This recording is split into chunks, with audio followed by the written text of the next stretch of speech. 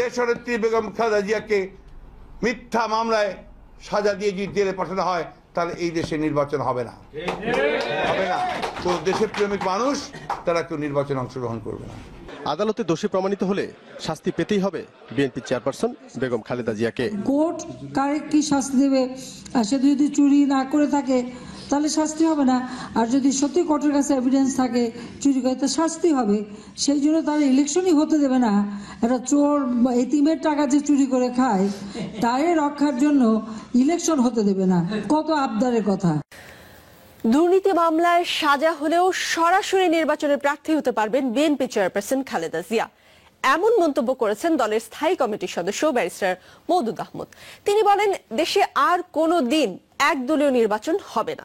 বিএনপির আন্দোলন ও নির্বাচনের প্রস্তুতি একই সঙ্গে চলবে। রাজধানীতে এক আলোচনা অনুষ্ঠানে তিনি এসব কথা বলেন। বিএনপি চেয়ারপারসন ও তার পরিবারের সদস্যদের বিরুদ্ধে মামলা আছে অন্তত ৭৫টি। এর মধ্যে ২০টিতেই আসামি হিসেবে নাম আছে খালেদা জিয়ার। দুর্নীতি দমন কমিশন দুদকের দায়ের করা জিয়া চ্যারিটেবল ট্রাস্ট ও জিয়া অরফানেজ ট্রাস্ট মামলা চলছে বিশেষ জজ আদালতে। এই দুই মামলার বিচারিক কাজ প্রায় শেষের দিকে। রায় নিয়ে আলোচনা গুঞ্জন চলছে বিএনপি ও প্রতিপক্ষ শিবিরে। নেতাদের অভিযোগ, সরকার সাজানো মামলায় সাজা দিয়ে নির্বাচন থেকে দূরে রাখতে চান চেয়ারপারসন খালেদা জিয়াকে। পরিকল্পিতভাবে হত্যা করা। শনিবার রাজধানীতে এক অনুষ্ঠানে বিষয়গুলো নিয়ে কথা বলেন দলটির স্থায়ী কমিটির সদস্য ব্যারিস্টার মওদুদ আহমদ। তার মতে, শাস্তি হলেও নির্বাচনে প্রার্থী হতে পারবেন খালেদা জিয়া। নিচের আদালতের রায় যদি তার বিরুদ্ধেও থাকে আর তার আপিল যদি হাইকোর্টে পেন্ডিং থাকে তাহলে তিনি নির্বাচনে অংশগ্রহণ করতে পারবেন এবং ২০ দলের বা ২০ দলীয় জোটের তিনি নির্বাচনের সময় নেতৃত্বও দিতে পারবেন। এর মধ্যে কয়েকজন নেতা বলেছেন, খালেদা জিয়াকে ছাড়া নির্বাচনে যাবে না বিএনপি। সেসব কথায় গুরুত্ব দিতে চাইছেন না ব্যারিস্টার মওদুদ। তার ব্যাখ্যা, আইনিভাবে খালেদা জিয়াকে নির্বাচন করতে না দেওয়ার সুযোগ নেই। বেগম খালেদা জিয়া সাজাপ্রাপ্ত হলেও নির্বাচনে তিনি সরাসরি অংশগ্রহণ করতে পারবেন যদি এই মিথ্যা মামলা থেকে সাজা দেওয়া হয়।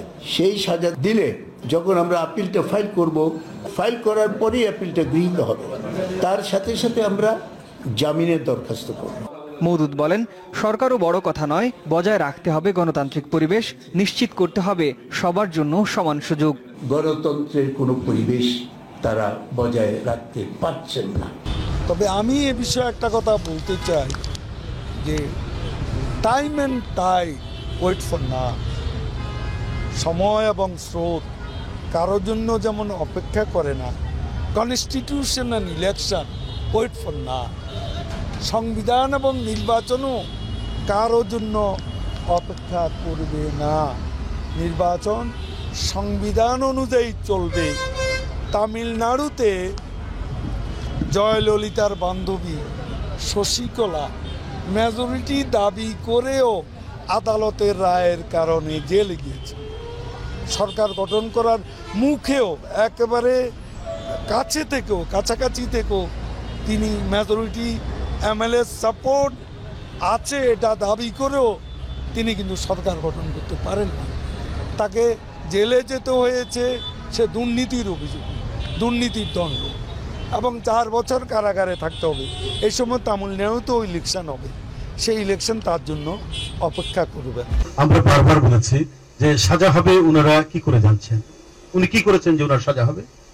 এইটা সরকারি দলের এবং সরকারি দলের যিনি প্রধান, তার হচ্ছে মানে মনের বাসনা, প্রতিহিংসা চরিতার্থ করার এটা একটা পরিকল্পনা। তো আপনার হীন পরিকল্পনা কখনো বাস্তবায়ন হয় না। অন্যকে কষ্ট দিলে, যে কথাটি এখানে বলেছি, অন্যের জন্য গর্ত করলে নিজেকেই সে গর্তের মধ্যে পড়তে হয়। সুতরাং আমি তাদেরকে এটা স্মরণ করিয়ে দিতে চাই। এবং বিএনপির চেয়ারপারসন দেশনেত্রী বেগম খালেদা জিয়া ছাড়া কোনো নির্বাচন হবে না, হতে পারে না, হতে পারবে না। এটা আমি সুস্পষ্টভাবে আপনাদের সামনে আমি এটা জানিয়ে দিলাম।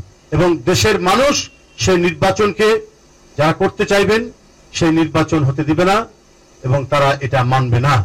এমনকি নির্বাচন আগে খালেদা জিয়া মঞ্চে বলেছিলেন, এরশাদ জীবিত জেলে যাবে এবং লাশ বেরোবে, কিন্তু আমি এখনো জীবিত আছি, লাশ এখনো হয়নি। উনি আমাকে লাশ করতে পারেননি, আল্লাহর ইচ্ছা।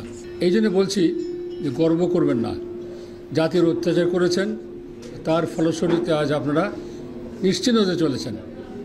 বিএনপি ছিন্ন ভিন্ন, এখন বিএনপির লোক আমার দলে আসছেন আশ্রয় নেওয়ার জন্য। আমার দরজা খোলা আছে, আপনারা আসেন, আমরা সবাই মিলে দলকে শক্তিশালী করি এবং আবার ক্ষমতায় যে দেশে শান্তি ফিরিয়ে আনি। This evening, obviously, I met with the chairperson of the BNP, Khalida Zia, and I will be meeting with other political players over a wide range of issues, as I did with these two leaders in the future. And so that's all I have to say today. I hope you all have a good evening. Thank you.